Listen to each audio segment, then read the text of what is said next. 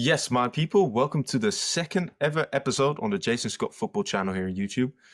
Actually, the first episode of the Premier League game week roundup. So we're going to talk about Chelsea's fixtures in the Premier League. Now, I don't know where to begin, guys. You tell me where to begin.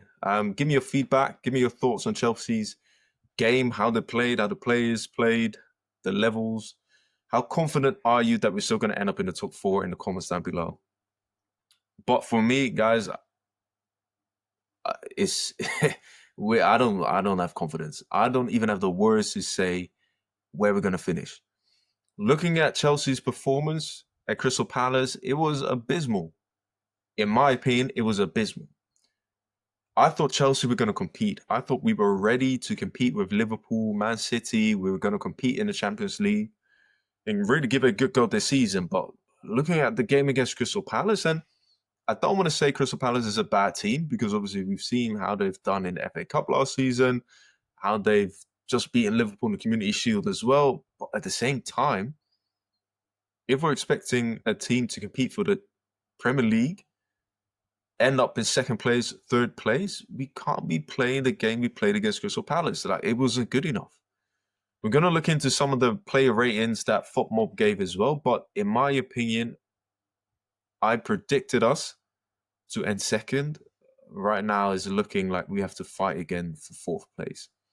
It looked like we were a new team. We had to get used to the players playing together. And realistically, we played all summer long. I get maybe the energy levels have dropped a little bit, but at the same time, the game plan looked a bit shaky. The players look shaky. So yeah, I'm not confident anymore, guys. We need something to change. And let's have a look at the player ratings right now. Let's jump into the lineup. So the starting lineup looked good, guys. Right? Looking at Sanchez in goal, we need we need a new keeper. Right? We need a new keeper. Again, Sanchez 7.8. I wouldn't give him 7.8. It's pushing it. I would give him a 7. Max. I'd give him a 7. He didn't have to do too much, right? But what he did do, he did all right. But again, he didn't do anything crazy.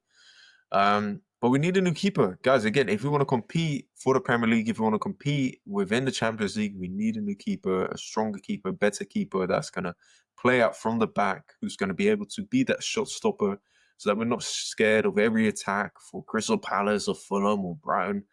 Right? We need a good keeper. Then the defense started with Cucurella. I expect him to start. Chalobah expected to start. Obviously, Colwill is a massive, massive hit for us. Obviously, he's going to be out for majority of the season. I thought Achapon, to be fair, I thought he was the best defender of the game. Right, I thought he was the best defender that we had at the game against Palace, and then James on the right. So the only defender that I didn't expect to play was Josh, because obviously I expected Colwill to play if he was fit. But again, we need a new defender there. I felt the young boy he did really well. Like I said, he was the best defender out of the game for Crystal Palace in my opinion. But at the same time, he's not somebody that's going to win us a league. He's not somebody that's going to have a good game in and out because he's still at some errors, he's still at some mistakes, and you can expect that, right, from a young kid who's just come up through the academy, who's just coming into the first team. You can expect some mistakes, but where we are and where I expect Chelsea to be is not there because it's looking like it's going to be another building season. It's going to be another, well, we're not ready yet. So I think Josh, he's going to be an amazing player, an amazing centre back in the next coming years, in the years to come. But for right now, we need better players. I thought Reece let us down severely. I thought Reece didn't really have a good game. I felt Eze got the better of him on the left hand side for obviously for Crystal Palace on the left hand side, for us on the right hand side. But yeah, I expected a lot better from Reece James. In my opinion, Reece James is the best right back that there is in his day. He's only 25 still, and he's the best right back there is on his day. Yeah, last weekend I don't know what came over him, but yeah, it wasn't good enough. Then when we look at the midfield, we've got Moises, Enzo, Cole. Expected a lot more from them, guys. Honestly, I expected a lot more from them. I thought Moises did all right from what we no Moises can do. He did all right. Again, some sloppy passes here and there. That was a bit of the theme from the whole game from every player. Sloppy passes, no real thought behind it. It was very jittery. It was very chaotic. I felt Cole didn't shine as much as I expected him to shine. Enzo didn't demand enough from the midfield and from the team as I expected him to as well. Same to James being the captain. And Gittins and João Pedro. Gittins, he wasn't a letdown, but he didn't do too much. I thought like Munoz from Crystal Palace really locked up that right-hand side. And I felt like Jamie Gittins had a very difficult time of getting even past him on the line or cutting in between. And combining with Moises there and Palmer there as well. I thought that Munoz had a brilliant game. Then João was a bit lost. He didn't get to do a lot of things that João is able to do. And I felt like, again, I have to give my applause to Crystal Palace there. Gay, LaCroix, and Richards did very well, just eliminating everything that João tried to do and whatever we tried to do to feed onto João as well. Then Neto, I said Neto was one of the best players in our team. He with Neto, you know what you can expect from Neto when he's in the team. He's an amazing player. He works his socks off in defense as well as attack, and he just keeps running and running and running. I thought he had an amazing game. Substitutions, I thought were really, really good. Obviously, coming into João Pedro, you can see here he covered a lot of kilometers, but nothing too crazy. I felt the attackers and the substitutions that came in had a really big impact, especially Esteval and Delap. I thought this was Delap's game. Maybe because the centre backs got a bit tired towards the end. Obviously, he got subbed on the 73rd minute. Esteval, though, I felt like Esteval did amazing. He really was a breath of fresh air. He brought in that energy that we were missing from the start of the game. He went for every ball, every first ball. He tried to challenge it. The energy was there, running up and down the pitch. Not scared to make a tackle. Right, we saw he was lucky with the yellow card, in my opinion. But I'm excited to see what SFR can do. Right, and I expect SFR to start in front of Gittins. I'd like to see him start in front of Gittins if he can keep up that energy level that he showed against Crystal Palace. And I feel like with Delap and João Pedro, Maresca needs to play it a lot better there. I felt like Delap could have done a lot more in this game based on how Crystal Palace was lined up. I felt like this wasn't